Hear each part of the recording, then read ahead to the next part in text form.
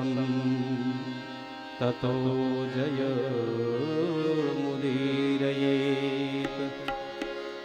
श्रीराधिका समारम्भां श्रीहितहरिवंशमध्यमाम् अस्मदाचार्यपर्यन्तां वन्दे गुरुपरम्पराम्।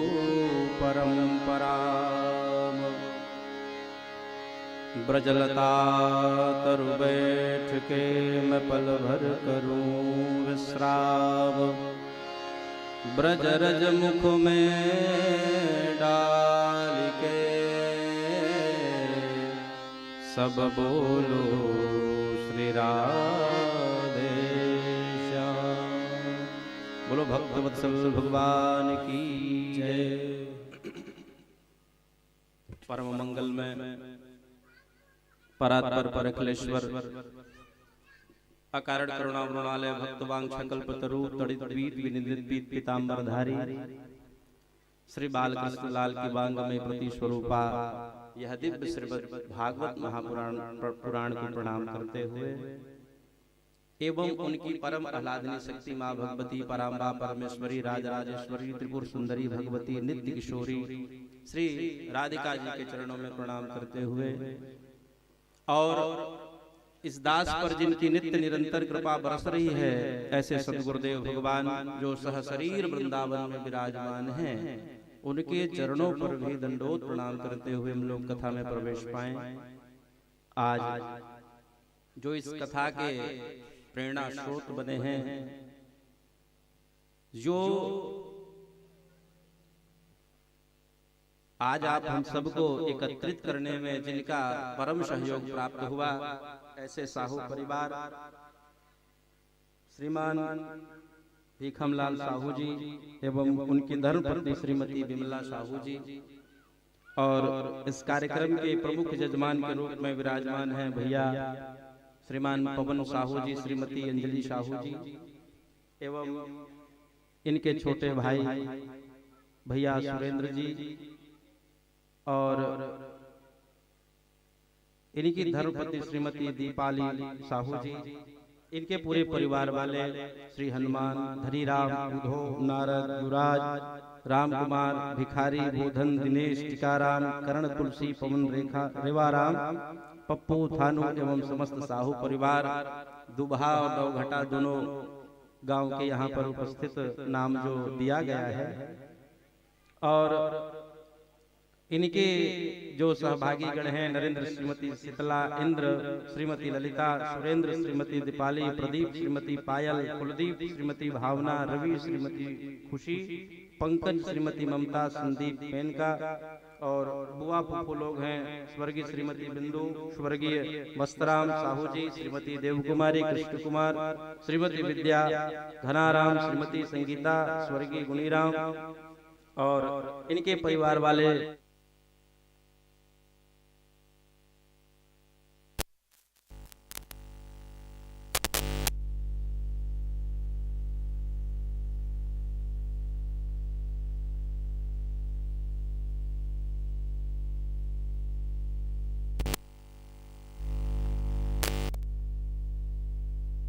सतीश, अनीता, राजेश, अनुराधा, ये सब पूरे परिवार वालों जो छोटे छोटे बाल वृंद हैं, जैसे सिम्मी, भोलू, कुणाल, देव, मोक्ष, पूर्वी, विभोर,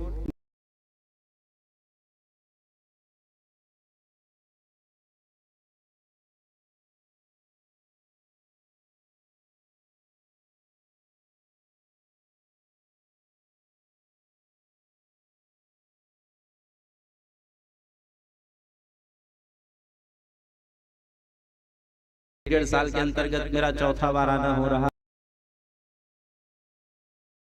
फलस्वरूप आप हम सब आज भीखम भैया के घर यह दिव्य श्रीमद् भागवत महापुराण में प्रवेश पा रहे हैं। आज है प्रारंभ तिथि। महात्मा का महत्व, गुणवत्ता, जैसे आप लोग कोई भी चीज खरीदने जाते हैं तो सबसे पहले उसकी क्वालिटी देखते हैं, गुणवत्ता क्या है, इसको लेना चाहिए कि नहीं चाहिए। बहुत से प्रकार से हमारे मन में विचार आता है। तो ये 7 दिन जो है उससे बिलग है। ये आज जो है महात्मा का दिन है। भागवत जी की महिमा क्या है, भागवत हमको क्यों सुननी चाहिए, भागवत सुनने से हमको क्या फल प्राप्त होता है, भागवत आखिर 7 दिन की ही क्यों होती है, इन सब की जानकारी आज दिया जाता है।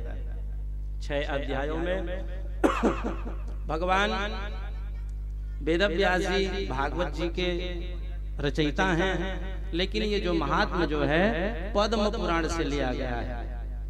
ये भागवत पुराण की कथा नहीं है जो अभी आप लोगों को मैं सुनाऊंगा, ये पद्म पुराण से लिया गया है।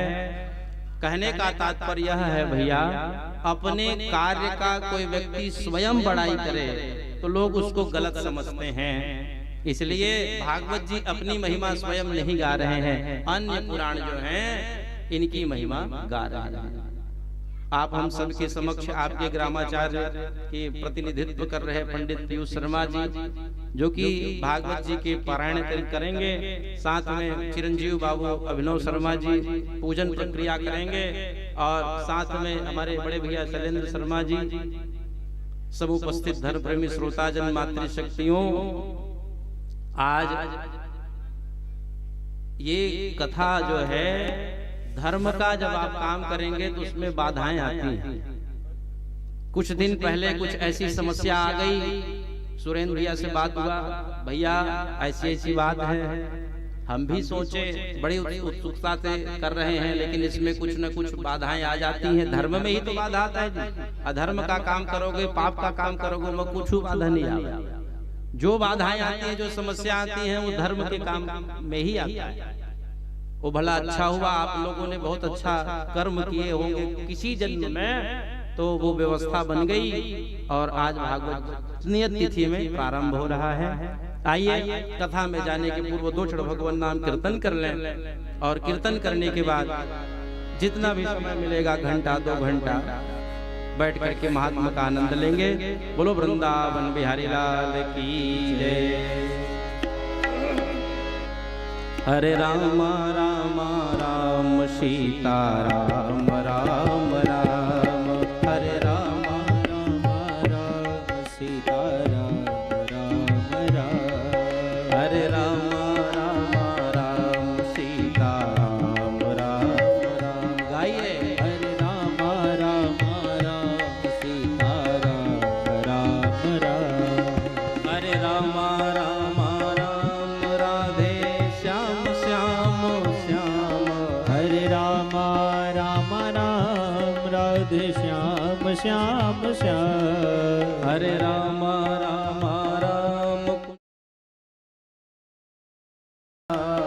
हरे राम राम राम कुंज बिहारी सीताराम, हरे राम राम राम सीताराम राम राम। गाइए प्रेम राम राम राम सीताराम राम राम।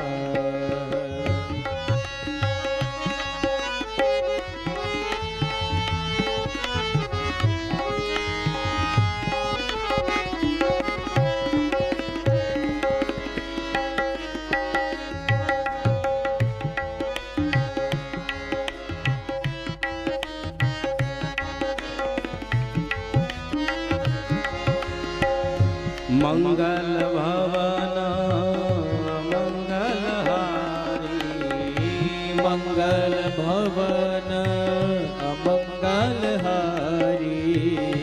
उमा सहित जही जपत पुरारी, उमा सहित जही जपत पुरारी, हरे राम राम राम सीता राम राम राम, हरे राम राम राम सीता राम राम राम, हरे राम राम राम कुंज बिहारी राधे श्याम, हरे राम राम राम कुंज बिहारी राधे श्याम, हरे राम राम राम सीता राम राम राम, हरे राम राम राम सीता राम राम राम।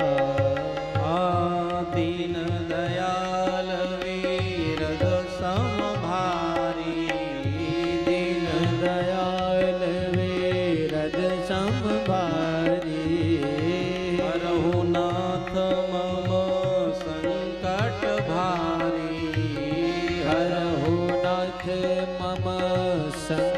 भारी। सीता राम राम राम राधे श्याम श्याम श्याम।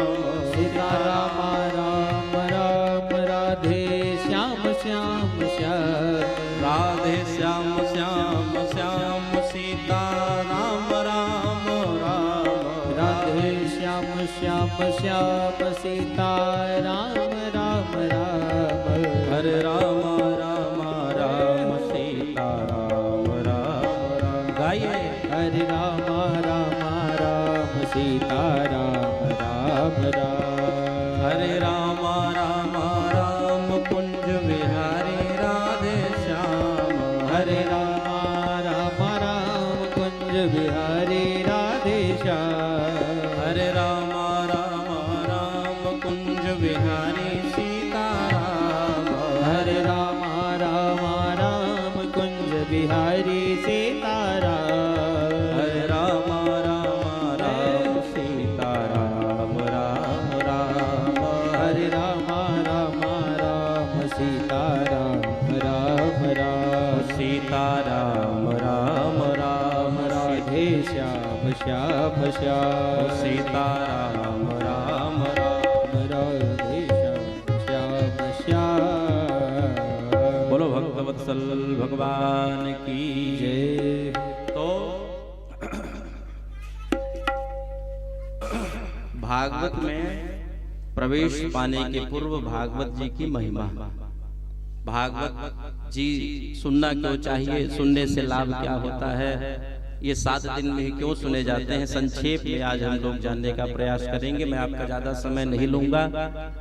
बहुत ही आनंद का विषय। और सबसे पहला श्लोक भागवत जी के महात्मा की, उसमें लिखा गया सच्चिदानंद रूपाय विश्वोत्पत्त्यादि हेतवे तापत्रय विनाशाय श्री कृष्णाय वयं नमः। श्री कृष्णाय वयं नमः। हम सब मिलकर भगवान कन्हैया को प्रणाम करते हैं। अच्छा, वो भगवान कैसे हैं? इस श्लोक में भगवान का स्वरूप बताया गया है, भगवान की शक्ति को बताया गया है और भगवान के कार्य को बताया गया है। वैसे तो आजकल कलयुग में गली गली में भगवान डोल रहे हैं भैया, और वो भगवान की कितने दिन तक, कोनो 4 दिन तक, 6 दिन तक, 5 दिन तक, 10 दिन तक, महीना, 1.5 महीना, 2 महीना, उसके बाद उनकी भगवत्ता धरी की धरी रह जाती है। लेकिन वास्तविकता में भगवान किसको कहते हैं, भगवान के कार्य क्या हैं, भगवान की शक्ति क्या है और भगवान का स्वरूप क्या है, इस श्लोक में बताया गया है। सच्चिदानंद रूपाय, भगवान का स्वरूप कैसा है? सत घन चित घन आनंद स्वरूप है। सत्य किसको कहते हैं? सत्य को है ना, झूठ को तो सत्य कहते हैं, जो नित्य सत्य हो, जिनका सत्य स्वरूप हो। दूसरा चिद कहते हैं व्यापकता को, अथवा ये समझे जो कण कण में विराजमान हो, हर जगह व्याप्त हो। और तीसरा उनका गुणवत्ता है आनंद, सत घन चित घन आनंद, उसको कहते हैं एक साथ सच्चिदानंद। यदि आप संधि विकसित करेंगे तो सत घन चित घन आनंद। पहला भगवान का स्वरूप कैसा है? सत्य है, हर जगह व्याप्त में भगवान आपको मिल जाएंगे। और उनका स्वरूप कैसा है? आनंद स्वरूप है। उनके घर दुख नहीं है, समझ रहे, जो हर जगह हो, जो हमेशा रहे। ये धरती है तब भी, नहीं रहे तब भी, समझ रहे हैं। लेकिन आप हम लोग भगवान हो ही नहीं सकते। क्यों? आज हैं, कल रहेंगे नहीं, किसका भरोसा भैया। हम लोग क्षण क्षण में बदल रहे हैं। हम आए यहाँ 4 बजे तो अलग दिख रहे थे, अभी 8 बज रहा है तो अलग दिख रहे हैं, 10 बजे अलग दिखेंगे। सही है कि नहीं? तो हम लोगों का स्वरूप बदलता है और हर जगह हम लोग उपस्थित नहीं हो सकते, हमारी व्यापकता नहीं है। तो भगवान का स्वरूप कैसा है? सच्चिदानंद, सत घन चित घन आनंद। इस शब्द में भगवान का स्वरूप बताया गया है। और भगवान की शक्ति क्या है? तो कहते हैं विश्वोत्पत्त्यादि हेतवे। ये संसार की उत्पत्ति करते हैं, पालन करते हैं और अंत में संहार भी कर देते हैं भगवान। अब आजकल के भगवान मन लखीवे ते सब कहाँ कर सकी हुई है नहीं। तो जो करते हैं और अंत में संहार कर देते हैं, ये भगवान की शक्ति है।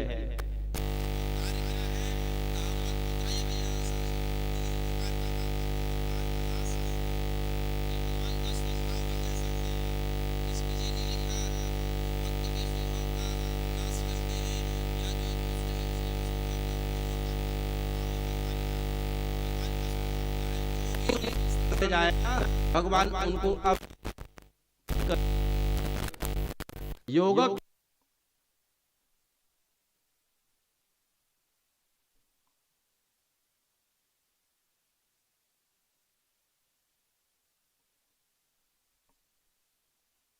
मुझको अनन्य भाव से पुकारेगा तो मैं उपस्थित होकर उसका योगक्षेम कर देता हूँ, भगवान गीता में कहते हैं। तो भगवान का स्वरूप, भगवान की शक्ति, भगवान का स्वभाव इस श्लोक में बताया गया। ऐसे सत्य स्वरूप, आनंद स्वरूप, चिद स्वरूप भगवान श्री कृष्ण को हम सब मिलकर के प्रणाम करते हैं। नैमिषारण्य तीर्थ में कलयुग को आया जान करके 88,000 ऋषि, जैसे आप लोग बैठे वैसे वहां बैठे, सूत जी महाराज को उच्च आसन पे बिठा करके व्यास के रूप में उनको वृणित किया और उनसे पूछे, महाराज अज्ञान ध्वांत विध्वंस कोटि सूर्य समप्रभ सूता क्या ही कथा सारम मम कर्ण रसायन। हे सूत जी महाराज, आपके जो ज्ञान है वो करोड़ों सूर्य के समान है और हमारा हृदय में अंधकार है, जो अज्ञानता का अंधकार है। आप उसको अपने ज्ञान रूपी सूर्य के द्वारा हमारे अज्ञान रूपी अंधकार को दूर कर दीजिए। अब तक जितना सुनाए आप श्लोक का भी अर्थ समझते चलेंगे।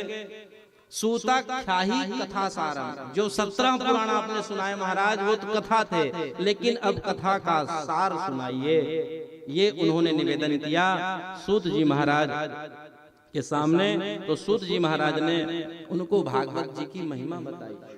कहते हैं, चिंता मणिर लोक सुखम सुरुद्रुह स्वर्ग संपदाम प्रयक्षति गुरु प्रीतो वैकुंठम योगी दुर्लभम। जैसे एक वस्तु होता है चिंतामणि, देखे होगा? नहीं देखे? हाउ तो हाउ कहो, नहीं नहीं कहो, तब है वह नहीं। चिंतामणि नाम का एक शब्द होता है, एक वस्तु होती है, वो उसके सामने जो चिंतन करो वो ला के दे देता है, जेन मांगे हो तो ला के दे देता है। चिंतामणि नाम का एक वस्तु है, मणि जैसा कुछ रहता है, बहु नहीं देखे भाई, मैं तुम्हारे कार झूठ बोलूंगा है नहीं। चिंतामणि जो है उसके सामने आप जो कुछ भी चिंतन करो वो आपको प्रदान कर देता है। वैसे कल्प वृक्ष है भैया, कल्प वृक्ष के सामने जो कल्पना करो वो पूरा कर देता है, लेकिन चिंतामणि और कल्प वृक्ष में वो सामर्थ्य नहीं है भगवान को प्राप्त करा दे।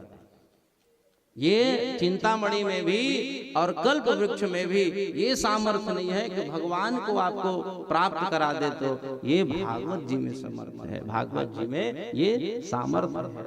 और भागवत जी की जब इतना महिमा सुने ना तो सब देवता लोग ऊपर से महाराज देख रहे थे कि भागवत कितनी सुंदर महिमा, क्यों ना भागवत को हम स्वर्ग में स्थापित कर दें। तो जब सुखदेव भगवान परीक्षित जी को भागवत जी की कथा सुनाने लगे तो सब स्वार्थी देवता लोग सुखदेव जी के पास आए और आकर कहने लगे, महाराज ऐसा करिए कि आप जो हैं ये जो भागवत कथा है उसको हमको दे दो और ये लो स्वर्ग का अमृत परीक्षित को पिला दो। ये 7 दिन में नहीं, कई जन्म में मरेगा ही नहीं, जब तक चाहे तब तक इसकी आयु हो जाएगी। तो सुखदेव भगवान ने देखा, कहे कि स्वार्थी देवता हूं, जैसा देखा नहीं कि यहाँ स्वार्थ सिद्ध हो, चले आते हो मुंह उठा करके। उनको अभक्त जान करके महाराज ये श्रीमद् भागवत कथा जो है उसको देवताओं को नहीं दिए, महाराज सुखदेव भगवान ने नहीं दिया। तो वो मुंह लटकाए गए अपने पिता ब्रह्मा जी के पास, कहे सुखदेव जी ने हमको भागवत कथा नहीं दी महाराज। तो ब्रह्मा जी भी विचार करने लगे, सुखदेव जैसा परमहंस स्वामी ये भागवत जी की तुलना में ये अमृत की तुलना कैसे कर सकते हैं, चलो मैं इसको तौल करके देखूं। तो उन्होंने तराजू लिया, तखरी बाट है नहीं समझते, तराजू ले लिए, एक तरफ सारा पुराण वेद शास्त्र रख दिए और दूसरे तरफ भागवत जी रख दिए। भागवत जी अपनी महिमा के कारण जमीन से सटा रहा और उनके महिमा के कारण इतना वजन हुआ कि जितने पुराण शास्त्र थे सब हल्के पड़ गए। महाराज ब्रह्मा जी भी विस्मय में पड़ गए, कहे कि वाह, ऐसा भागवत जी की महिमा, ऐसा दिव्य भागवत ग्रंथ आप हम सबको सुनने को मिल रहा है। ब्रह्मा जी भी विचार करके कहते हैं, भाग्योदेन बहुजन्म समर्जितेन सत्संग मम चलवते पुरुषो यदावै। अच्छा मैं आपको बताऊं, भागवत जो जीव कब सुन सकता है? कई लोग कहेंगे मैं तुम्हारा पति हूं भाई, जब चाहिए हो तब भागवत सुन ले। कई कहेंगे नहीं भैया मेरे तो 1000 परिवार है, मैं जब चाहूंगा तब सुन लूंगा। ऐसा नहीं है भाई, आपके हमारे कहने से आपके घर में भागवत थोड़ी न होगा। ये जब परमात्मा चाहते हैं तभी श्रीमद् भागवत कथा आपके घर हो पाता है। और महाराज कहे कि कई कितने पुण्य लगते हैं, कितने पुण्य लगते हैं भागवत कथा सुनने के लिए। यदि कोई पूछे तो कौन क्या बता सकता है? कौन कहेगा कि मैं कितना पुण्य किया? आप ही लोग नहीं बता पाओगे। एक लोटा जल है नहीं, इसको भी तो पुण्य कहते हैं। कोनो जानत हो, कोनो गिनत हो, कै लोटा जल अब तक चढ़ा रहे हो तो भगवान शंकर महादेव, तो ये भी तो पुण्य है। लेकिन भैया एक ही पुण्य से काम नहीं चलता। जन्म जन्मांतर के, कल्प कल्पांतर के, युग युगांतर के जब पुण्य इकट्ठा होते हैं, संचित होते हैं, तब हमको जाकर के श्रीमद् भागवत कथा सुनने को मिलता है पवन भैया। और आप तो जजमान हो, आपकी गरिमा अलग है और जो सामान्य श्रोता है उनकी गरिमा अलग है। तो इतना सौभाग्य आज आप हम सबका जो यह दिव्य श्रीमद् भागवत कथा सुनने को मिल रहा है। तो कहते हैं महाराज ये भागवत कथा कैसे कैसे जीवात्माओं को उतारते हैं महाराज। अरे पुण्यात्मा होगा वो तो सुनेगा, वो तरी जाएगा, तो क्या पापात्मा भी इसको सुन सकते हैं? तो उसी बात में फिर महाराज गोकर्णोपाख्यान आप हम सबको सुनाते हैं। वेद व्यास जी महाराज ये गोकर्णोपाख्यान सुनाते हैं, फिर आरती करेंगे, फिर अपने अपने गंतव्य को चले जाइएगा। मैं ज्यादा समय आपका नहीं लूंगा। तो महाराज जितने भी थे वहां शौनक आदि ऋषि, उन सब ने पूछा महाराज के विशुद्धयंती वदंतु मह्यम, कैसे कैसे जीवात्मा इसको सुन करके तर जाते हैं, कृपा करके आप बता दीजिए। तब सूत जी महाराज कहते हैं कि हे ऋषियों सुनो, ये मानवाः पाप कृतस्तु सर्वदा सदा दुराचार रता विमार्गगाः क्रोधाग्निदग्धा कुटिलाश्च कामिन सप्ताह यज्ञेन कलौ पुनन्ति ते। कैसे कैसे जीव इस कथा को सुन करके तर जाते हैं, अब समझिएगा। सबसे पहला ये मानवा पाप कृतस्तु सर्वदा, जिन जिंदगी भर पाप करे कभू पुण्य नहीं करे है और कहूँ मर भी गए या जियत है, तब वो भागवत यदि वो सुन लेता है, तब भी सुन लेता है, तब भी उसकी गति सुधर जाती है, मुक्त हो जाता है। पापो कृतस्तु सर्वदा, दुराचार रता कुमार्ग, अधर्म के मार्ग पर चल रहा हो और जो कभी जिंदगी में जीवन में दान न किया हो, पुण्य न किया हो, कर्म न किया हो, बड़ों का सम्मान न किया हो, ऐसे जीवात्मा भी यदि श्रीमद् भागवत कथा सुन ले तो वो मुक्त हो जाते हैं। और महाराज कोई मर गया हो तो क्या मर कर के भी कोई श्रीमद् भागवत कथा सुन सकता है? अथवा सुने तो क्या उसकी गति सुधर सकती है? तो महाराज सूत जी ने कहा बहुत अच्छा प्रश्न किया आपने, हम आपको वैसा ही इतिहास सुनाते हैं जो जीवन में कभी पुण्य नहीं किए, जो जीवन में कभी धर्म नहीं किए और जीते जी तो धर्म नहीं किए, मरने के बाद भी यदि कोई उसके लिए श्रीमद् भागवत कथा का आयोजन कर ले या कोई उसके निमित्त सुन ले, तब भी उसकी मुक्ति सदगति हो जाती है। उसी आधार पर महाराज जी एक बहुत सुंदर इतिहास सुनाते हैं, आप लोग भी प्रेम से सुने। अत्रत्रे कृतयस्याम इतिहासं पुरातनम यस्य श्रवण मात्रेण पापहानि प्रजायते। एक दक्षिण में तुंगभद्रा नदी नामक एक नदी है, उसी नदी के किनारे उत्तम नाम का नगर है महाराज। उसी नगर में एक आत्मदेव नाम के ब्राह्मण देवता रहते थे, बहुत संपत्ति वाले पवन भैया, बहुत बड़े आदमी वो महाराज वहां के उत्तम नगर के। उनके पास पैसा कौड़ी रुपया पैसा की कमी नहीं। उनकी पत्नी धुंधली बहुत सुंदर थी, लेकिन एक कमी था महाराज, उनके घर संतान नहीं हुआ। कथा बाँचते थे, पूजन पाठन करते थे, वेद के पाठ करते थे, बहुत सभ्य बहुत सुशील ब्राह्मण जी थे, लेकिन उनके घर संतान नहीं हुआ।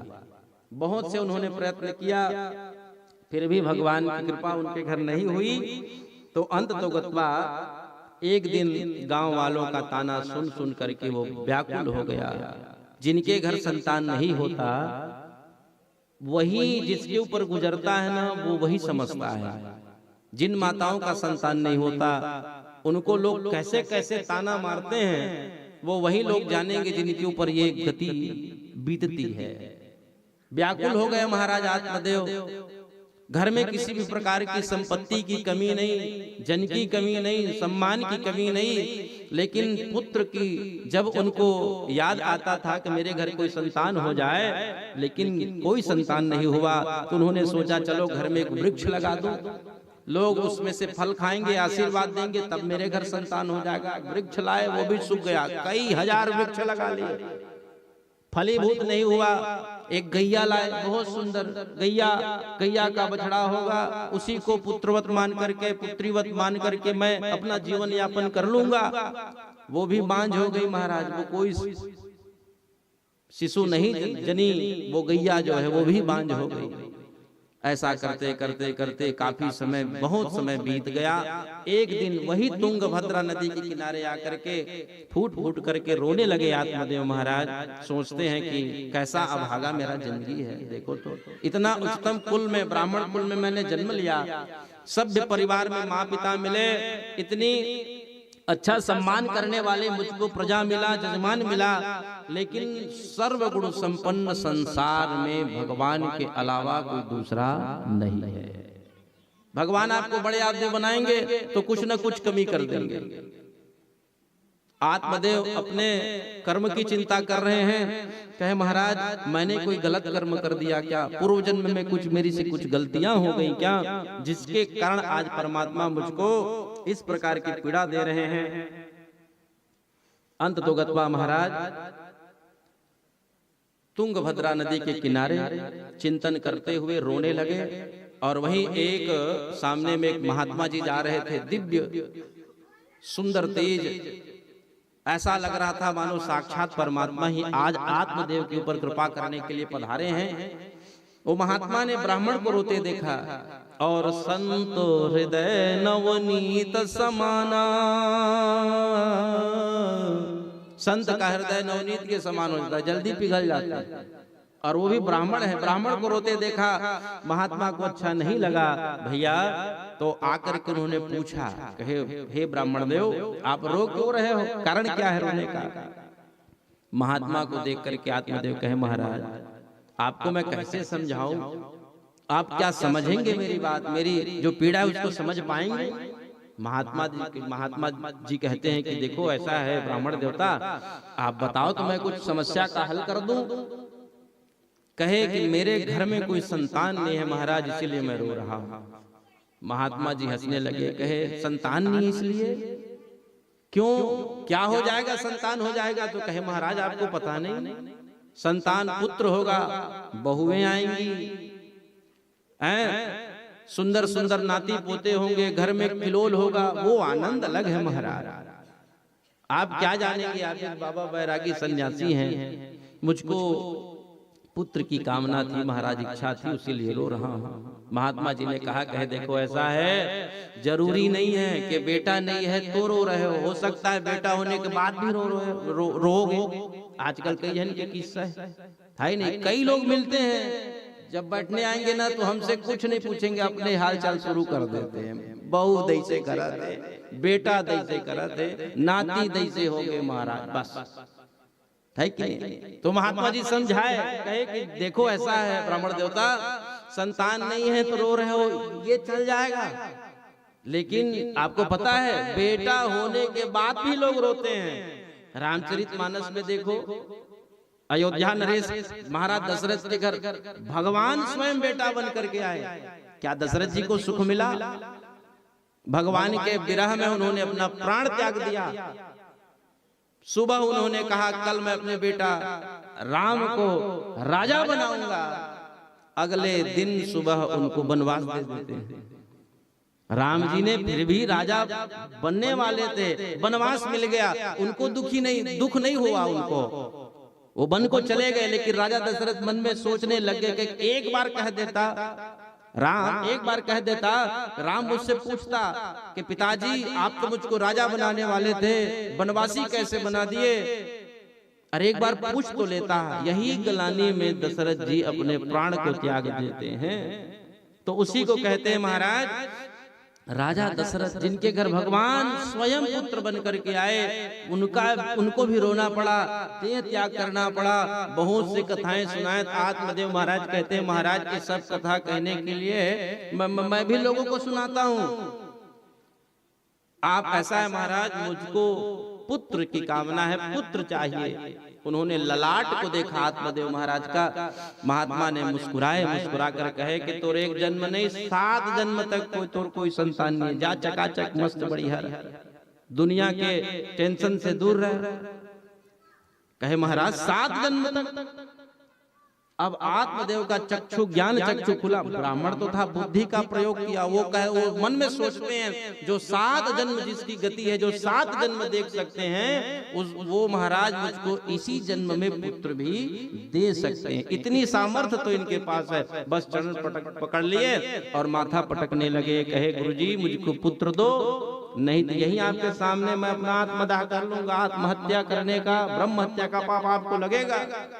महात्मा सोचने लगे, अच्छे भले राम राम कर रहे थे, कहां कहां समस्या मोड़ ले लिए, क्या किया जाए। अंत तो गत्वा उन्होंने सावधान किया महाराज आत्मदेव को। कहे सुनो आत्मदेव, तुम्हारे प्रारब्ध में नहीं है संतान, लेकिन मैं अपने तप का फल तुमको देता हूँ, भगवान कृपा करेंगे तुम्हारे घर संतान हो जाएंगे। उन्होंने एक फल निकाल करके महाराज आत्मदेव को दिया और आत्मदेव को देकर कहे कि अपनी पत्नी को खिला देना इसको, और 1 वर्ष का नियम बताए। 1 वर्ष तक यदि आपकी पत्नी ये नियम पालन करेंगे तो आपके घर संतान जरूर होगा। नियम क्या है महाराज? 1 वर्ष तक झूठ नहीं बोलना है, 1 वर्ष तक आपको कपट नहीं करना है, भूमि शयन करना है, आदि आदि नियम बताए। और ये नियम को यदि आपकी पत्नी पंडिताइन यदि अनुकरण कर लेगी तो आपके घर में पुत्र ही होगा। मानो भगवान की ऐसी इच्छा ही है। गदगद हो गए महाराज आत्मदेव। कहे महात्मा लोग कभी झूठ नहीं बोलते। आत्मदेव महाराज फल को ला करके अपनी पत्नी को दिए, धुंधकारी को, धुंधली को दिए। और नाम ही धुंधली है भैया, जिसके बुद्धि में ही धुंध, हर चीज में धुंध जमा हो, अथवा हर चीज में तर्क कुतर्क करे। धुंधली तो पूछी महाराज इतने खुशी क्यों है? कहे महात्मा एक मिले थे, उन्होंने एक फल दिया था, इसको खा लो, फिर मैं बाप बन जाऊंगा, तुम मैया बन जाओगी, मैं बाबा बन जाऊंगा। कहे महाराज ऐसा कभी होता है? कई जन जजमान घर के एक दर्जन केला लाए, सेव लाए, पपीता लाए, अमरूद लाए, खाए, कभी कुछ होई? धुंधली पूछती है आत्मदेव महाराज। इतने तो सब लाए, ये भी तो सत्यनारायण का प्रसाद, वो कहे यज्ञ नारायण का प्रसाद, कभी कुछ हुआ? कहे ओखर से होई सही, नहीं होई बोला सरला छोड़, ये फल खा के देख, इससे जरूर होगा। ये महात्मा का आशीर्वाद है। हे धुंधली, तो इस पर तर्क मत कर। पाले कहे ठीक है महाराज, आप अपने कार्य में लग जाइए, मैं इसको ले लूंगी। और देखो भैया, प्रारब्ध जिसका भाग्य ही खराब हो तो लोगों की बुद्धि को भी मोड़ देते हैं भगवान। जैसे ही हाथ में फल ली धुंधली, भाग्य का विडंबना देखिए आत्मदेव जी का, भगवान ने उसकी मति को फेर दिया। धुंधली सोचने लगी एवं कुतर्क योगे न, कहे कि फल को खाऊंगी तो गर्भवती हो जाऊंगी। और ऐसा बताया जाता है गर्भवती ज्यादा कुछ खा नहीं पाती, अच्छे से सो नहीं पाती, पेट बढ़ जाते हैं। और पेट जब बढ़ जाते हैं तो मान लो कहीं घर में चोर और आ गए तो सब जन तो भाग गई। अब मैं मोर टोटल पहाड़ मोर टोटल मुरकेट दी मही मर जा जबरा, ये सोचने लगी। विचित्र विचित्र वो सोचने लगी। कहते हैं कभी सामान्य प्रसव नहीं हुआ तो पेट को फाड़ना पड़ जाता है, और फाड़ा फाड़ा कहूँ दो कुटका कर दी डॉक्टर मन तो मर जा। धुंधली सोच रही है बड़ा गड़बड़ हो जाएगी, ये पीड़ा मैं सहन नहीं कर पाऊंगी, क्या किया जाए। एवं कुतर्क योगे न, वो कुतर्क करके अंत तो गत्वा वो फल नहीं खाई। उसी समय संजोग देखिए भैया, चोर को भी कहीं न कहीं कोई सहयोगी मिल जाता है। उसी प्रकार धुंधली की छोटी बहन आ गई उसी समय, देखिए संजोग। अब ये मुंह लटकाए बैठी थी धुंधली की छोटी बहन, कहे दीदी क्या हुआ। कहे तुम्हारे जीजा साहब जो हैं वो फल लाए हैं, महात्मा का आशीर्वाद है, खा लो तो गर्भवती हो जाओगी, ये बोल रहे हैं आपके जीजा साहब। तो कहे ठीक है खा लो। कहे कैसे खाऊंगी, कहीं कुछ दिक्कत हो गया, परेशानी हो गया तो क्या किया जाएगा। बहुत से बातें दोनों बहनों के बीच में हुआ। तो उसकी छोटी बहन कहे देखो ऐसा है, भाग्य की बात, सोचने की बात है। महाराज आत्मदेव के घर खाने को इतना कि पूछो मत, लेकिन खाने वाला नहीं। और उसकी छोटी बहन के घर खाने वाले बहुत, लेकिन खाने के लिए कुछ भी नहीं। अब वो अच्छा अवसर तो खोज ही रही थी, अवसर तो खोज ही रही थी कि एक बेटा जो है मैं अपनी बड़ी बहन को दे दूंगी तो ये राजपाट सब मेरे बेटे का हो जाएगा। ये भाव से कहे कि मैं भी गर्भवती हूँ, ऐसा करूंगी मेरे घर जब पुत्र हो जाएगा जो भी संतान होंगे वो मैं तुमको ला के दे दूंगी, तुम मेरे पति को थोड़ा धन दे देना, वो बहुत लालची है, जैसा तैसा मैं मना लूंगी। अब दोनों बहनों के बीच में सब ये बात बन गई। अब वो जैसे तैसे नाटक करने लगी गर्भवती होने का। ये जो धुंधली है, कालांतर में 1 वर्ष बीता, कुछ समय बीते, उसकी छोटी बहन का हुआ पुत्र।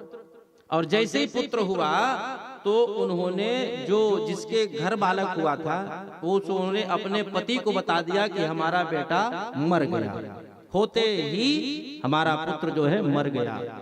अब वो बेचारा शोक में डूब गया। अब इधर क्या क्या चुपके से आई और धुंधली को अपना पुत्र दे देते हैं। और धुंधली जो है उस पुत्र को महाराज आत्मदेव के सामने रख देते हैं। कहे महाराज आप बाप बन गए, आप बाबा बन गए, मैं मैया बन गई। अरे उत्साह इतना हो गया, हर्षोल्लास छाने लगा, सहनाई नगाड़े ढोल सब बजने लगे, आनंद का पारावार नहीं रहा महाराज आत्मदेव का। चुपके से महाराज ये धुंधली पूछी, कहे उत्सव मनाते रहेंगे, अब मैं बालक को पिलाऊंगी क्या, दूध ही नहीं आ रहे हैं। और स्वाभाविक सी बात है भैया, जो माताएं बनते हैं उनको दूध प्राप्त होता है, लेकिन जो तो माता बनी ही नहीं है। अवसर पा करके धुंधली जो है आत्मदेव से कहे कि इस बालक को पिलाने के लिए मेरे महाराज कोई साधन नहीं है, दुग्ध पान कराना है तो क्या किया जाए। उन्होंने याद किया कि मेरी छोटी बहन का भी एक बालक हुआ था लेकिन वो मर गया, ऐसा करो मेरी छोटी बहन को बुला लेते हैं। अवसर पा करके आत्मदेव ने कहा जैसा भी हो भाई, बालक तो हुआ है, बुला लो, कोई दिक्कत परेशानी क्या है, बुला लो। मस्त छोटी बहन आ गई, स्तनपान कराने लगी, खूब सारा धन लेकर का उसका पति चला गया। कालांतर में वो जो फल है महाराज संत की परीक्षा लेने के लिए फल को गैया को खिला दिया गया था। ये धुंधली और उसकी छोटी बहन के द्वारा एक जब उनके घर संतान हुआ तो ठीक 6 महीने बाद ये जो गैया है वह भी गर्भवती हुई और उसके गर्भ से भी एक बालक हुआ, जिसका कान गाय के समान था लेकिन पूरा शरीर जो है मानव की संरचना में था। गदगद हो गए आत्मदेव महाराज, कहे कि मेरे घर बालक नहीं हो रहे थे, बालक हो गया, गैया का भी संतान हो गया, चलो आज मैं नामकरण रख देता हूँ, इनका नामकरण कर देता हूँ। मेरा नाम आत्मदेव, तो मैं अपने बेटे का नाम रखूंगा ब्रह्मदेव। धुंधली सामने आ गई, कहे कि 9 महीना हम रखें, 9 महीना कष्ट हम सहें, इसके लिए भूखे हम सोएं, इसके लिए नींद कम हम लें, समस्या हम लें, कष्ट हम झेलें, और नाम आपके नाम से रहेगा हमारा? नहीं नहीं, नाम हमारे नाम से रहेगा, हमसे जुड़ा हुआ। कहे तो नाव रहे वो नाव रहे, दोनों दाई दादा दान पोखरो नाम से रहे, नहीं कह के नाम रख देना चाहिए। धुंधली कहती है कि मेरी नाम धुंधली, मेरे बेटे का नाम रहेगा धुंधकारी। बहुत अच्छा, आत्मदेव ने बहुत अच्छा कह दिया। और जो गाय के गर्भ से बालक हुआ था, गाय के कर्ण के समान उस बालक का कान दिखाई दे रहा था, इसलिए उसका नाम पड़ गया गोकर्ण। गाय के समान जिसका कान हो उसका नाम गोकर्ण। दोनों बालक का भविष्य का यहाँ पर वाचन करते हैं। आगे में सूत जी महाराज कहते हैं कि गोकर्णो पंडितो ज्ञानी धुंधकारी महाखला। धुंधकारी मूर्ख हो गया और गोकर्ण जो है पंडित हो गया। उस स्थिति में, उस समय में वो गोकर्ण जैसा ज्ञानी कोई नहीं था महाराज।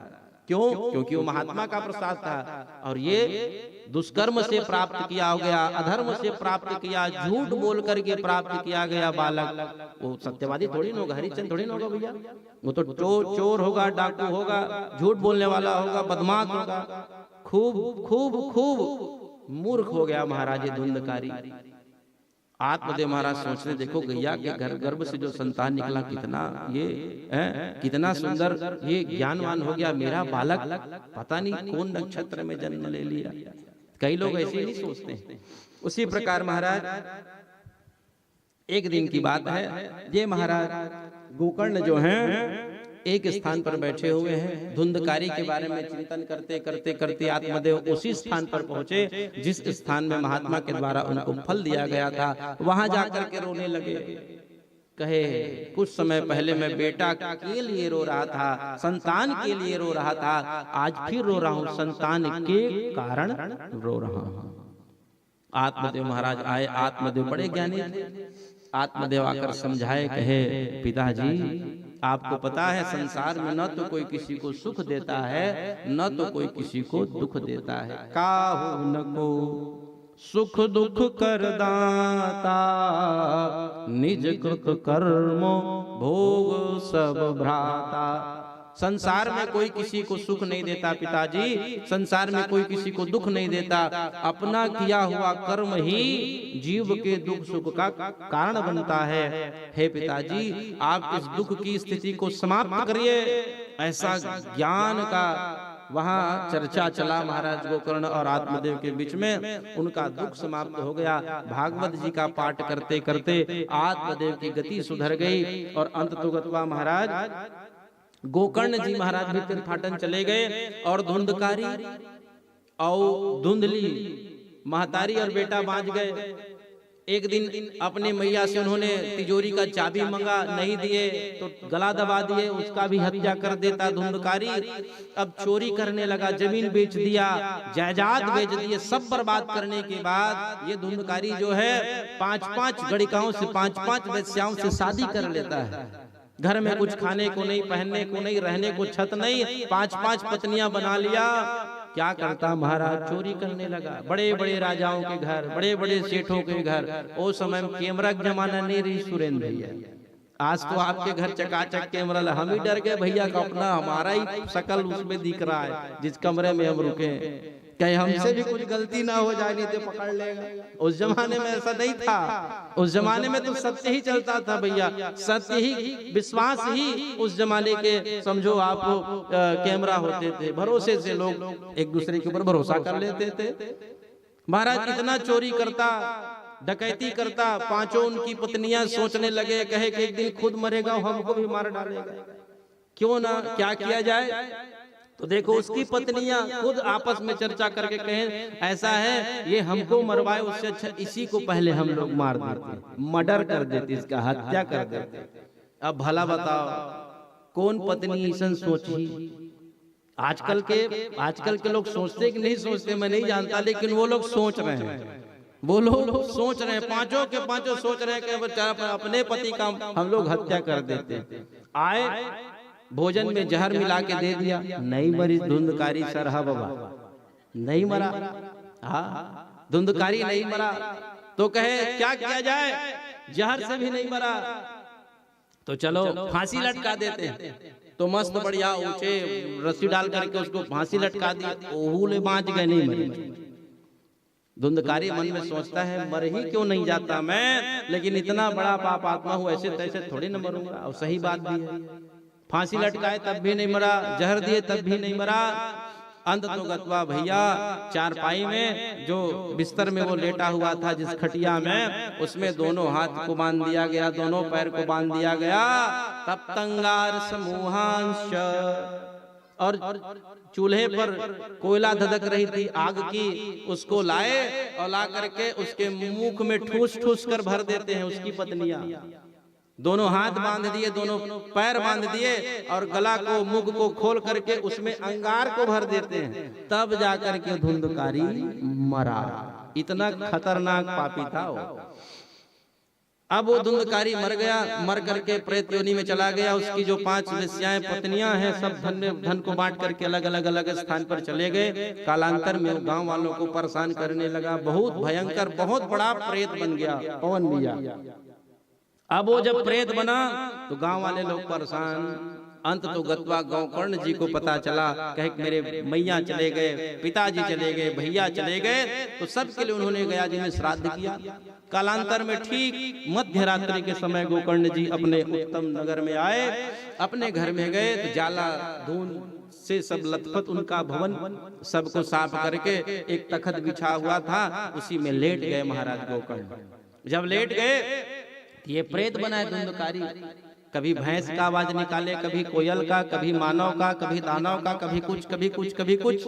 तो ये महाराज ये जो गोकर्ण जी समझ गए, उन्होंने कमंडल से जल निकाला, सिंचित किया, कहे कि आप जो कोई भी हो मेरे सामने प्रकट हो जाओ।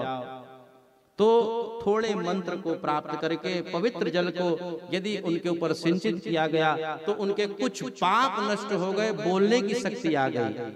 और जैसे बोलने की शक्ति आई तो कहते हैं भैया अहम भ्राता तृतीयोस्मि धुंधकारी नामतः, हे भैया गोकर्ण मैं आपका भ्राता धुंधकारी हूँ। तो भाई प्रेत कैसे बन गए? तो मैं प्रेत नहीं तो क्या जीवात्मा स्वर्ग में थोड़ी न जाऊंगा, वैकुंठ में थोड़ी न जाऊंगा? जो अपने मैया को कष्ट दे, जो अपने पिता को कष्ट दे, जो बंधुजन को कष्ट दे, जो हमेशा झूठ बोले, चोरी करे, निंदा करे, पाप करे, क्रोध करे, उसकी गति नरक होती है। धुंधकारी का वचन सुनिए, मैं कहूंगा तो नहीं मानोगे भाई, प्रेत ही बोल रहा है। भागवत में लिखा है, तेरा बताओ तो मैं तुम्हें, प्रेत ही कह रहा है मैं अपने मैया का सम्मान नहीं किया, पिता का सम्मान नहीं किया, बड़े जनों का सम्मान नहीं किया, सदा दुराचार किया, दुर्व्यवहार किया, अधर्म के मार्ग पर चला भैया, जिसके कारण मैं प्रेत योनि में चला गया। बहुत कष्ट है भैया, आपसे निवेदन है इस योनि से मुझको उबारो। आपको यदि कुछ आता हो तो आप कृपा करके मेरे लिए कुछ व्यवस्था बनाओ भैया। गोकर्ण जी कहते हैं भैया अर्धरात्रि है, अभी विश्राम करो, सवेरे सुबह मैं कुछ व्यवस्था जरूर करूंगा। गए नदी में, जब वो अर्घ दे रहे थे सूर्य भगवान को, तो उसी समय गोकर्ण जी ने सूर्य भगवान के रथ को अवरुद्ध किया। कहे गुरु जी मेरे भैया को प्रेत योनि में स्थान मिल गया है, आप उसके उपाय के लिए कुछ युक्ति बतलाओ। तो सूर्य भगवान कहते हैं गोकर्ण श्रीमद् भागवतालाप सप्ताह वाचनम कुरु। ए गोकर्ण तू अपने भाई को प्रेत योनि से मुक्त करना चाहता है तो जा श्रीमद् भागवत कथा सुन, तुम्हारे भाई की प्रेत योनि से मुक्ति हो जाएगी। आए पूरे गांव वालों को जोड़े और जोड़ करके मस्त बढ़िया कहे भैया मेरे भैया की प्रेत योनि में चली गई है तो उसकी मुक्ति के लिए भागवत कथा सुनना है। सब लोगों को सहमति बनी, मस्त बढ़िया भागवत कथा शुरू हो गया।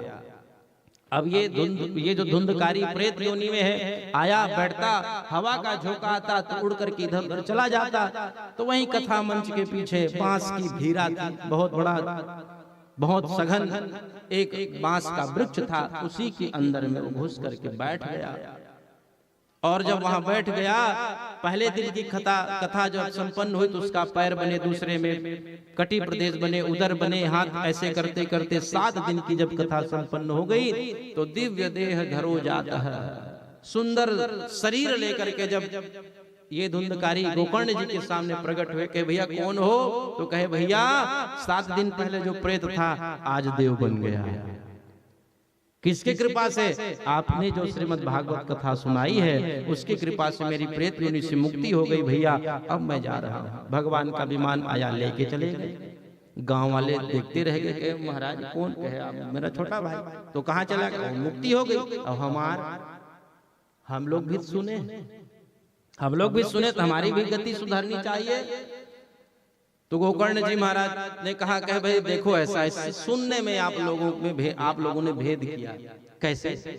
मानो वर्षा हो रही हो और कोई बाल्टी को रख दे वर्षा का पानी लेने के लिए, और कोई ड्रम को रख दे। पानी कामा ज्यादा ही ड्राम में कि बाल्टी में? बाल्टी में ज्यादा ही है नहीं, ड्राम में कम ही नहीं। उल्टा बोल गया क्या मैं? हाँ, तो ड्राम में पानी ज्यादा आएगा, बाल्टी में पानी कम आएगा, है कि नहीं है? अब कहो अमन भगवान ला दोष देख, भगवान ते मोर घर कम पानी गिरा है, तो गलती का करे भाई हमारे भगवान की? अरे आपकी पात्रता ही उतनी है जितनी जल आ गई उसमें। उसी प्रकार गोकर्ण जी कहे आप लोगों ने जिस प्रकार मेरा भाई सुना है उस प्रकार आप नहीं सुन पाए महाराज। तो कहे चलो ठीक है महाराज, जैसे वो सुने वैसे हम ही सुनेंगे। भागवत आज हवन हुआ, कल फिर भागवत शुरू हो गया होगा। हाँ, 7 दिन की फिर 15 दिन के भागवत हाँ लगातार उस गांव में चलने लगी। आनंद के साथ पूरे गांव वाले लोग सुने, और जैसी भागवत कथा संपन्न हुई सब के लिए विमान लेकर भगवान स्वयं पधारे। गोकर्ण को अंक मालिका में भर लिया और भगवान कहते हैं धन्य है गोकर्ण, तूने आज पूरे गांव को कृतार्थ कर दिया भैया। जिस प्रकार अयोध्या वासियों को लेकर भगवान रामचंद्र जी अपने गोलोक धाम को चले गए थे, आओ तुम सब को लेकर मैं अपने भगवत धाम को ले चलता हूँ। बोलो भक्तवत्सल भगवान की जय। सब लोग चले गए। उसी दिन से ये जो सप्त ग्रंथि मास आप लोग जो देख रहे हैं धुंधकारी का, उसमें आवाहन होता है। और उसी में महाराज 7 दिन की गिनती समझो, तो जो पितर लोग हैं उनको समझो, आकर के वहां बैठते हैं, उनकी मुक्ति हो जाती है, सदगति हो जाती है। अब ये बात है महाराज, हम दुभा में कथा सुन रहे हैं और भगवान हमारे लिए विमान लाएंगे कि नहीं लाएंगे? तो भैया देखो कई लोग तर्क करते हैं, तो ना तो यहाँ कोई गोकर्ण है ना तो यहाँ कोई धुंधकारी। भैया गोकर्ण के समान हमारे में क्षमता नहीं है। कलयुग है, थोड़े थोड़े थोड़े थोड़े सब प्रकार के तप जो है कम होते जा रहे हैं। फिर कहूँ मैं कहूँ कहाँ कि भगवान परम दिन विमान लेके आएंगे। भगवान सन जाहे कौन कहिबे ना, कई जन एमएलए उठ के रहेंगे भाई महाराज हम नहीं जानते, हमार धान मिसेल बाँचे है महाराज, हमार गन्ना काटेल बाँचे, कोनो के हमर नातिक बिहाव बाँचे अभी जनवरी में महाराज, हम नहीं जान अभी, ऐसे कही भी है कि नहीं? तो मेरे कहने का मतलब यह मुक्ति कहते, मुक्ति की सद्यो मुक्ति, क्रम मुक्ति, मुक्ति का भी प्रकार है। हमारे भागवत सुनने से जो पाप हैं वो नष्ट होते हैं, बुद्धि मलिन है वो निर्मल हो जाती है। और जैसे निर्मल हमारा बुद्धि होता है तो भगवान कहते हैं निर्मल मन जन सो मोहि पावा,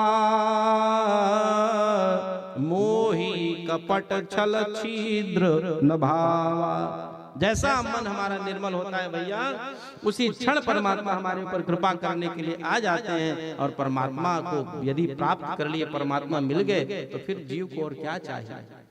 इसी प्रकार से गोकर्ण का उपाख्यान बताए। गोकर्ण उपाख्यान बताने के बाद महाराज कुछ नियम बताए हैं वक्ता के लिए, श्रोता के लिए, कैसे वक्ता को चयन करना चाहिए। तो कहते हैं महाराज विरक्तो वैष्णवो विप्रो वेद शास्त्र विशुद्ध कृत, विरक्त होना चाहिए, धन पर लालसा नहीं न रखे। 7 दिन धर्म की बात बताए, व्यास पंच पर बैठ करके चापलूसी न करे, अधर्म की बात न करे, राजनीति की बात न करे, और जो तत्व है, जो प्रसंग है, जो भागवत है उसकी चर्चा ज्यादा करे। और ज्यादा नचा गचा भैया गवा करके भागवत करना तो बहुत दूर की बात है। आजकल यही कुछ ज्यादा चलने लग गया है।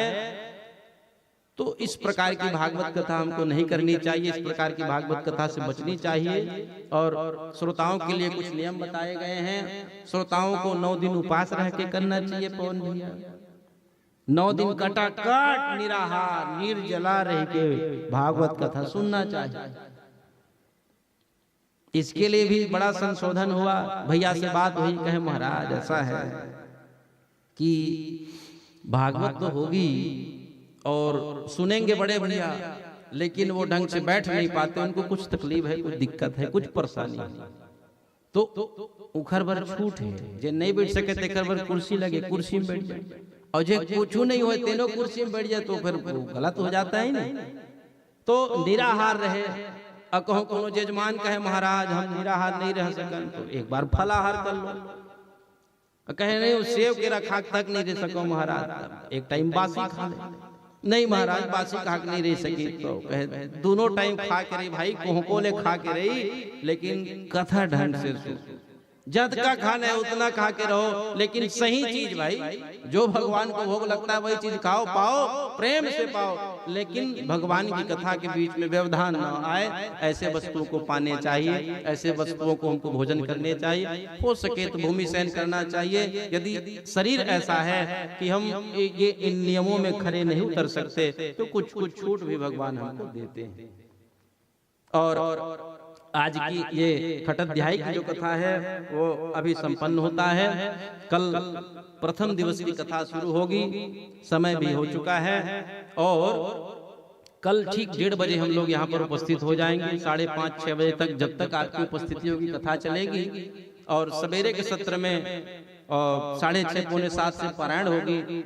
उसके बाद पारायण होने के बाद कुछ समय मध्याह्न घटिकाद्वयम 2 घड़ी का विश्राम, उसके बाद कथा प्रारंभ हो जाएगी। और कल से लगातार 7 दिनों तक भगवान की सुंदर कथा आप हम सब श्रवण करेंगे। और ये जो आपके गांव की कथा हो रही है, यूट्यूब में लाइव हो रही है, और यूट्यूब में लाइव हमारे नाम से हो रहा है। हमारा नाम बताना तो नहीं पड़ेगा, आप सब लोग तो जानते ही हैं, है नहीं? राघवेंद्र शर्मा जी करके आप सर्च करेंगे तो आ जाएगा। खूब अपन आप ला देखना है तो यूट्यूब में मोर अकाउंट में सब्सक्राइब कर ले। कई लोगों को लगता है महाराज की कथा नहीं देता, कम से कम अपने आप को देखना है। तो देखो कई लोग एंड्रॉइड फोन रखे रहते हैं, लेकिन कई लोग जो है उस चैनल से जुड़ नहीं पाते, ना वो में पैसा लगे, ना कुछ मेहनत लगे, ना कुछ लगे। हमारे नाम से आप सर्च करेंगे तो आ जाएगा, देखिएगा और स्वयं आनंद लीजिएगा। और अपने आसपास पड़ोस वालियों को भी बताइए, कल से कथा प्रारंभ हो रही है। और हमारे मीडिया प्रभारी भैया रोहित साहू जी, ये बहुत अच्छे लाइव करते हैं। और साउंड की व्यवस्था भैया बहुत दूर से आए भाई अनंत साहू जी। और संगीत में आज ये हमारा भतीजा है, क्योंकि कलाकार लोग तो कल ही आएंगे, तो ये पिपरिया रहता है। इसके पिताजी बहुत अच्छे टीचर हैं, शिक्षक हैं, कथावाचक हैं। इनको हम बोले कि बेटा आज संगति कर 2 घंटा 2 घंटा, तो ये भी आ गया। आइए 2 क्षण भगवान नाम कीर्तन करें, तत्पश्चात फिर आरती करेंगे आनंद के साथ। आरती के बाद फिर हम लोग प्रसाद लेकर के अपने अपने गंतव्य को जाएंगे। बोलो वृंदावन बिहारी लाल की जय। आते जाते यहीं गुनगुनाया करो, राम बोला करो, राम गाया करो, राम बोला करो, राम गाया करो। आते जाते यहीं गुनगुनाया करो, आते जाते यहीं गुनगुनाया करो, आते जाते यहीं गुनगुनाया करो, आते जाते यहीं गुनगुनाया करो। राम बोला करो, राम गाया करो, राम बोला करो, राम गाया करो, राम बोला करो, राम गाया करो, राम बोला करो, राम गाया करो। हाँ सीताराम चरण रति मोरे, सीताराम चरण रति मोरे, अनुदिन बढ़ाऊ अनुग्रह तोरे, अनुदिन बढ़ाऊ अनुग्रह तोरे। दीन दयाल बिरद समभारी, दीन दयाल बिरद समभारी। हरहु नाथ मम संकट भारी, हरहु नाथ मम संकट भारी। आते जाते यहीं, आते जाते यहीं गुनगुनाया करो, आते जाते यही गुनगुनाया करो। राम बोला करो, राम गाया करो, राम बोला करो, राम गाया करो। राम बोला करो, राम गाया करो। राम बोला करो, आरती जला ले। राम गाया करो। हाँ मंगल भवन मंगलहारी, मंगल भवन अमंगल हारी, उमा सहित देहि जपत पुरारी, उमा सहित जय जपत पुरारी। मंगल भवन मंगलहारी, मंगल भवन अमंगल हारी, द्रवहु सुदशरथ अजीर विहारी, द्रवहु सुदशरथ अजीर विहारी। आते जाते यहीं, आते जाते यहीं गुनगुनाया करो, आते जाते यही गुनगुनाया करो। राम बोला करो, राम गाया करो, राम बोला करो, राम गाया करो। राम बोला करो, राम गाया करो। राम बोला करो, राम गाया करो। बोलो भगवत्सल भगवान की। सब लोग अपने अपने स्थान पर खड़े हो जाएं। भागवत भगवान की दिव्य श्रद्धा से आरती कर लेते हैं। आरती के बाद प्रसाद लेकर के अपने अपने गंतव्य को जाएंगे।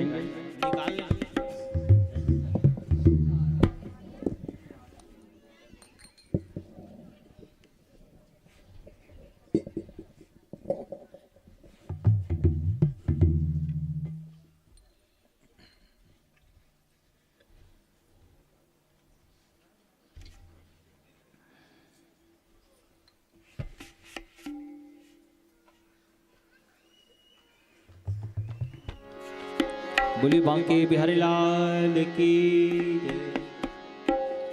हरि ओम चंद्रमा मनसो जात चक्षो सूर्यो अजायत श्रोत्राद्वायुश्च प्राणश्च भागधीरजायत। श्री भागवत भगवान की है आरती, पापियों को पाप से है तारती। श्री भागवत भगवान की है आरती, पापियों को पाप से है तारती। श्री भागवत भगवान की है आरती, पापियों को पाप से है तारती। श्री भागवत भगवान की है आरती, पापियों को पाप से है तारती। ये अमर ग्रंथ, ये मुक्ति पंथ, ये पंचम वेद निराला, नव ज्योति जगाने वाला। ये अमर ग्रंथ, ये मुक्ति पंथ, ये पंचम वेद निराला, नव ज्योति जलाने वाला। हरि नाम यही, हरि धाम यही, हरि नाम यही, हरि धाम यही, हरि नाम यही, हरि धाम यही, हरि नाम यही, हरि धाम यही।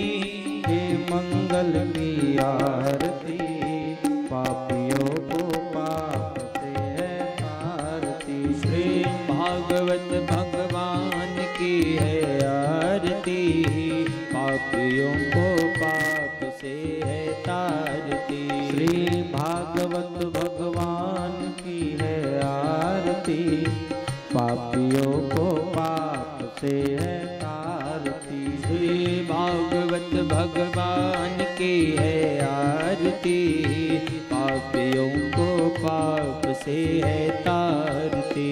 ये शांति गीत पावन पुनीत भागवत भगवान की है आरती, पापियों को पाप से है तारती। श्री भागवत भगवान की है तारती, पापियों को पाप से है तारती।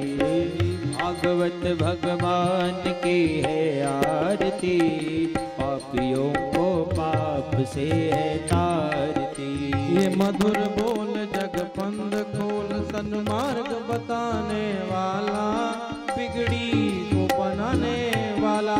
ये मधुर बोल जग फंद खोल, सन्मार्ग दिखाने वाला, बिगड़ी को बनाने वाला।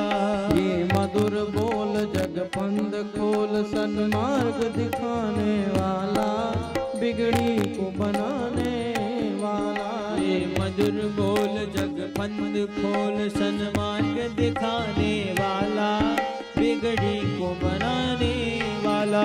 श्री राम यही घनश्याम यही, मेरे राम यही घनश्याम यही, मेरे राम यही घनश्याम यही। श्री राम यही घनश्याम यही। जग के मंगल की आरती, पापियों को पाप से है तारती। श्री भागवत भगवान की है आरती, पापियों को पाप से है तारती।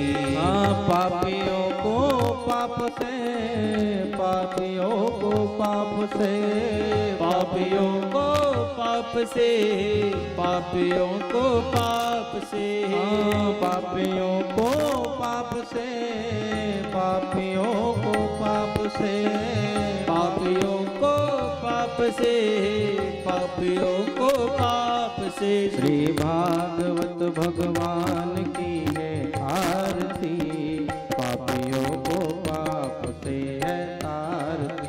श्री भागवत भगवान की है आरती, पापियों को पाप से है तारती। कर्पूर गौरम करुणावतारम, संसार सारम भुजगेन्द्रहारम, सदा वसन्तं हृदयारविन्दे सहितं लवामि। मन्दारमाला कुलतालमाला किदशेखराय, दिव्यम्बराय च दिगम्बराय, नमः शिवाय च नमः शिवाय। त्वमेव माता च पिता त्वमेव, त्वमेव बन्धु च सखा त्वमेव, त्वमेव विद्या द्रविणं त्वमेव, त्वमेव सर्वं मम देवदेव। गुरुर्ब्रह्मा गुरुर्विष्णु, गुरुर्देवो महेश्वरः, गुरुः साक्षात् परमब्रह्म, तस्मै श्री गुरवे नमः। हरे रामा हरे रामा, राम राम हरे हरे, हरे रामा राम राम हरे हरे। हरे कृष्णा कृष्णा कृष्णा हरे हरे, हरे कृष्णा कृष्णा कृष्णा हरे हरे। हरे राम हरे हरे, हरे कृष्णा हरे हरे, हरे राम हरे हरे, हरे कृष्णा हरे हरे। हरि ओम।